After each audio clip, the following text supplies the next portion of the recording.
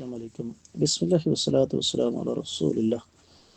سوال آگے جی، ہندوؤں کے ساتھ رہتے ہوئے ہمارے اوپر ہندوؤں کا رنگ کیوں چڑھا؟ ہمارا رنگ ان پر کیوں نہیں چڑھ سکا؟ اس کی وجوہات بہت ساری ہیں، لیکن میں یہاں دو کا تذکرہ کروں گا۔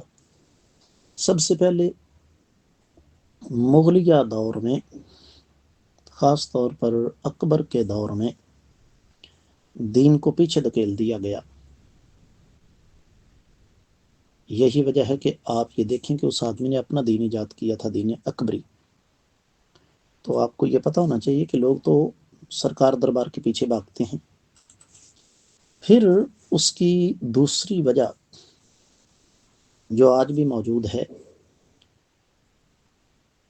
ہم جب علماء کرام سے سوال کرتے ہیں، ایون کہ آپ اپنے گروپ میں دیکھ لیجئے، حالانکہ میرے اوپر بہت بڑا الزام ہے، وہ جی استاد جی بڑے سخت طبیعت کے مالک ہیں۔ اگر ہم اس معاملے کو قابو میں نہ رکھیں تو لوگ ہمیں بات تک نہ کرنے دیں۔ میں نے اسی مجموعے میں دھمکیاں تک لوگوں کی سہی ہیں۔ کس وجہ سے؟ کہ لوگوں کو چاہیے اپنی پسند کا دین، جب پسند کا دین نہیں ملا تو لوگ پھر بدتمیزی پر اتر آتے ہیں۔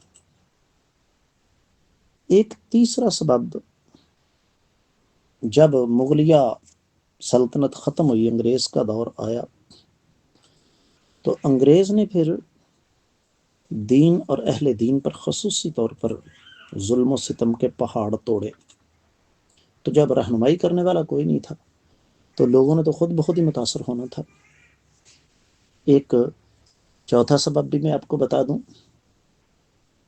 کہ دین تب تک محفوظ رہا جب تک دین میں پروفیشنلزم، پیشہ وریت نہیں آئی، کیونکہ دین کو پیشہ تو نہیں، دین تو خدمت کا نام ہے۔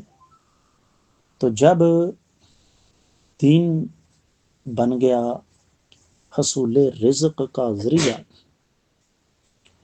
تو یہ لازمی بات تھی، جنہوں نے رزق کمانا ہوتا ہے، آج بھی ایسے لوگ موجود ہیں، ان کو اس بات سے قطعی طور پر کوئی غرض نہیں نہ تھی کہ لوگوں کا ایمان بگڑ رہے ہیں، عقیدے بگڑ رہے ہیں۔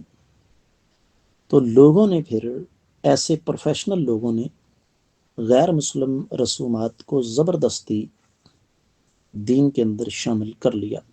وجوہات اور بھی بہت ساری ہیں، لیکن اختصار کے ساتھ فی الحال صرف اتنا ہی۔